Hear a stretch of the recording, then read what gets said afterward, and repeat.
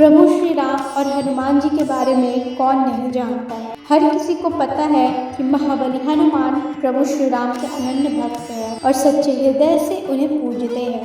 परंतु आपको यह बात पता है, एक बार स्थिति कुछ ऐसी उत्पन्न हो गई थी कि श्री राम ने हनुमान जी को मृत्यु दंड दे दिया था। हनुमान जी के प्राण लेने के लिए वो उतारू हो गए थे। तो एक बार विस्तार से प्रकाश डालते हैं कि आखिर यह सब कुछ घटित हुआ कैसे। नमस्कार, स्वागत है आपका हमारे चैनल पे। वीडियो में आगे बढ़ने से पहले हमारे चैनल को सब्सक्राइब करें और बेल आइकन जरूर दबा दें। तो हमेशा की तरह आज भी राम दरबार सजा हुआ था, लेकिन आज का दिन कुछ विशेष था क्योंकि आज सभा में कई विख्यात सभासद उपस्थित थे, जिनमें महर्षि वशिष्ठ, विश्वामित्र और नारद मुनि प्रमुख थे। चर्चा का विषय था राम बड़े अथवा राम का नाम।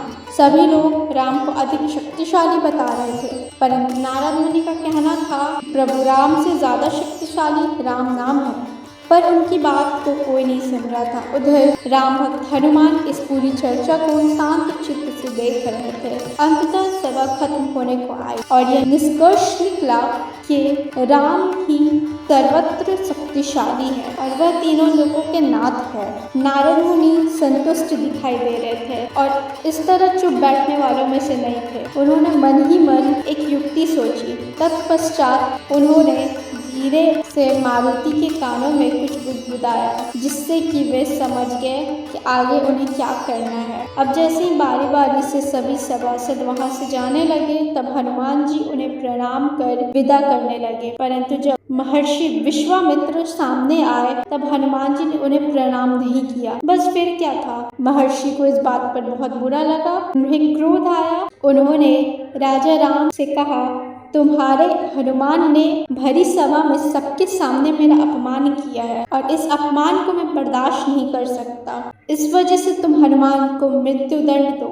और आप तो जानते ही हैं कि विश्वामित्र श्री राम के गुरु भी थे। इस वजह से वे उनका आदेश नहीं टाल सकते थे, इसलिए उन्होंने हनुमान को मृत्यु दंड देने का निश्चय किया। उधर हनुमान इस सब बातों से अनजान दूर किसी एकांत स्थान पर बैठकर अपनी ही मस्ती में मग्न होकर राम नाम का जाप कर रहे थे। तब श्री राम वचन का पालन करने के लिए वहां पर उपस्थित होकर उन पर प्रहार पे प्रहार करने लगे। एक के बाद एक कई शक्तिशाली बाण चलाया, परंतु उनके बाण मारुति का बाल भी बांका नहीं कर पाए। यह चमत्कार देखकर श्री राम सहित विश्वामित्र और अन्य सभी जन चकित रह गए। तत्पश्चात नारद मुनि ने कहा, हनुमान जी ने महर्षि विश्वामित्र को प्रणाम न करके कोई बड़ा अपराध नहीं किया था। यदि देखा जाए तो महर्षि जन्म से ब्राह्मण नहीं बल्कि क्षत्रिय है और किसी समय में एक राजा हुआ करते थे। बस इसी राजधर्म को ध्यान में रखते हुए हनुमान जी ने महर्षि को प्रणाम नहीं किया था। इस संदर्भ में वे महर्षि की उपेक्षा कर रहे थे। नारद जी के मुख से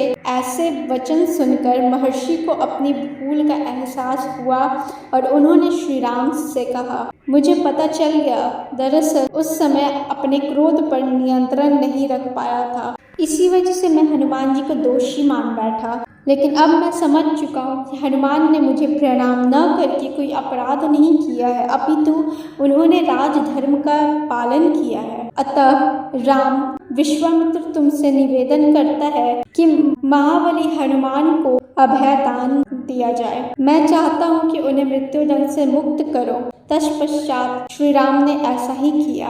परंतु एक बात महर्षि अभी भी नहीं समझ पा रहे थे कि आखिर कैसे श्री राम के बाण उनका कुछ नहीं बिगाड़ पाए। अंततः उन्होंने इस संदर्भ में हनुमान जी से पूछा। इस पर हनुमान जी ने कहा कि जब उन पर प्रहार हो रहे थे, उस समय वे मन ही मन में श्री राम नाम का जाप कर रहे थे। बस इसी वजह से प्रभु श्री राम के प्रहार विफल जा रहे थे और इस प्रकार से दोस्तों यह भी सिद्ध हो गया था कि श्री राम से बड़ा श्री राम का नाम है। जो कोई भी सच्चे मन से अगर ले, वह साक्षात काल को भी पराजित कर सकता है। हम आशा करते हैं कि आपको यह जानकारी अच्छी लगी होगी। वीडियो को लाइक कर दें, चैनल को सब्सक्राइब करके बेल आइकन जरूर दबा दें। धन्यवाद।